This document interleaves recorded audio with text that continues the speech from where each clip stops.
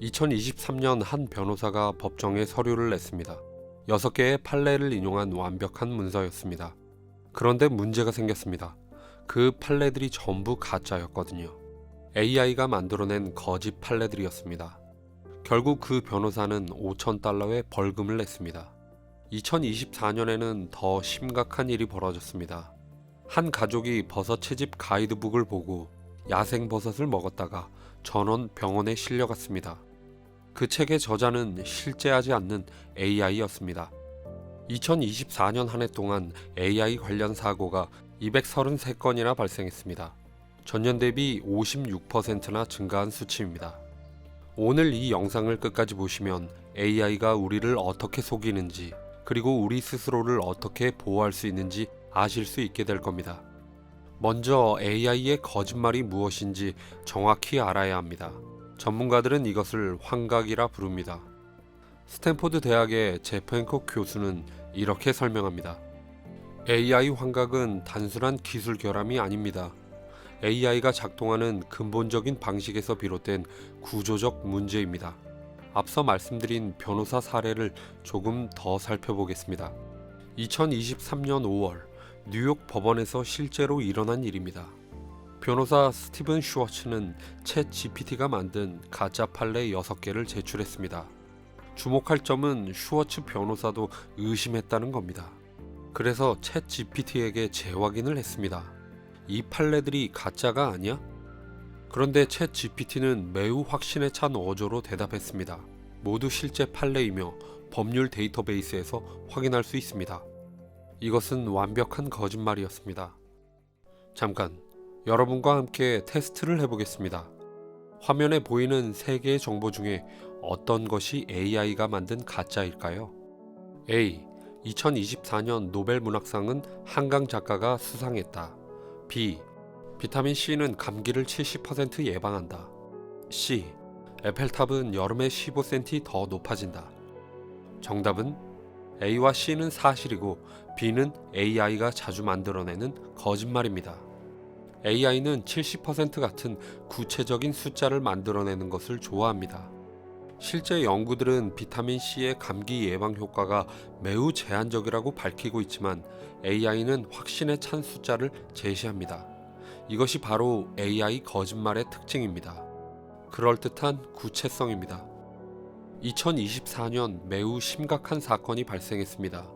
한 가족이 아마존에서 구매한 버섯 채집 가이드북을 보고 야생 버섯을 먹었다가 전원 병원에 실려갔습니다. 그 책은 AI가 작성한 것이었고 저자 이름과 자격증까지 모두 AI가 만든 허구였습니다.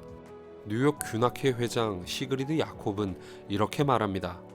북미에는 수백 종의 독버섯이 있습니다. 그중 여러 종은 치명적입니다. 책의 잘못된 설명 하나가 사람을 독버섯으로 이끌 수 있습니다. 2022년에 호주에서 진행한 연구 결과를 살펴보겠습니다. AI 버섯 앱의 정확도는 평균 50%에 불과했습니다. 동전 던지기와 같은 확률입니다. 더 심각한 것은 독버섯을 구별하는 비율이 44%에 그쳤다는 점입니다. 구글 AI도 예외가 아닙니다. 2024년 5월 24일 구글 AI는 이런 조언을 제공했습니다. 피자 치즈가 잘 붙지 않을 때는 비독성 풀 8분의 1컵을 소스에 넣으십시오. 출처는 11년 전 한 커뮤니티에서 남긴 한 사용자의 댓글이었습니다. 더 놀라운 사실은 그 다음입니다. 언론에서 이 사건을 보도한 후 구글 AI는 자신의 오류를 다룬 뉴스 기사를 참고해서 다시 똑같은 조언을 반복했습니다. 자기 참조적 오류의 악순환이었습니다. AI가 거짓말을 하는 이유를 정리하면 다음과 같습니다. 첫째, AI는 확률 기반 생성 방식입니다. AI는 다음에 올 단어를 예측할 뿐입니다. 그 단어의 의미나 진실성은 이해하지 못합니다. 둘째, 학습 데이터의 한계입니다. 구글 딥마인드 연구원에 따르면 최신 기술을 사용해도 17%에서 34%의 확률로 잘못된 정보를 생성합니다. 셋째, 최신 정보의 부족입니다. 최신 정보를 알 수 없지만 질문을 받으면 그럴듯한 답변을 생성합니다. 넷째, 맥락의 오해입니다. 농담과 사실을 구별하지 못합니다. 피자에 풀을 넣으라는 조언이 바로 이런 경우입니다. 다섯째, 사용자를 만족시키려는 설계입니다. AI는 모른다고 답하기보다 무언가를 생성하도록 설계되어 있습니다. AI 거짓말을 구별하는 빙고판을 만들었습니다. AI 답변을 받았을 때 이 중 3개 이상 해당되면 반드시 재확인하셔야 합니다.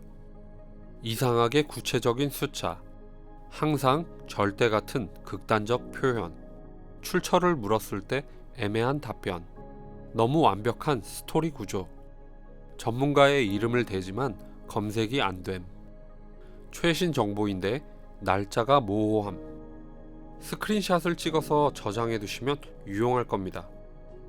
마지막으로 AI 거짓말을 방지하기 위한 5가지 대책을 소개해 드리겠습니다. 첫째, 출처를 요구하는 것입니다. 반드시 2개 이상의 독립적인 출처로 확인하십시오. 둘째, 위험한 영역에서는 절대 AI만 신뢰하지 마십시오. AI는 질감이나 냄새 같은 중요한 요소를 고려하지 못합니다. 셋째, 구체적으로 질문하세요. 모호한 질문은 모호한 답변을 낳습니다. 넷째, 비판적 사고를 유지하세요. 완벽하거나 단정적인 답변을 조심하시기 바랍니다. 다섯째, 리터러시 교육과 인간 감독입니다. 가족이나 동료와 함께 AI의 한계를 공유하시기 바랍니다. 마지막으로 한 가지만 상상해 보겠습니다. 2030년 여러분의 자녀가 학교 숙제를 합니다. 독립운동가 김구 선생님에 대해 쓰세요. AI가 완벽한 에세이를 만들어줍니다. 문제는 30%가 사실이 아니라는 것입니다. 선생님도 AI로 채점을 합니다. 그 AI도 틀릴 수 있습니다. 역사가 왜곡될까요? 오늘 여러분이 자녀에게 가르쳐줄 검증의 중요성이 그것을 막을 것입니다. AI는 도구입니다. 우리가 어떻게 사용하느냐가 중요합니다. AI는 분명 우리 삶을 편리하게 만드는 혁신적인 도구입니다. 하지만 오늘 살펴보셨듯이 생명을 위협할 수도 있고 수백억 원의 손실을 초래할 수도 있습니다. 오늘 배우신 5가지 대책을 기억하시기 바랍니다. AI 사용 경험이나 궁금한 점이 있으시다면 댓글로 남겨주시기 바랍니다. 주변에 AI를 사용하시는 분들이 계시다면 이 영상을 공유해 주십시오. 여러분의 공유가 누군가의 생명을 구할 수도 있습니다. 지식을 보는 눈, 지식의 이면이었습니다.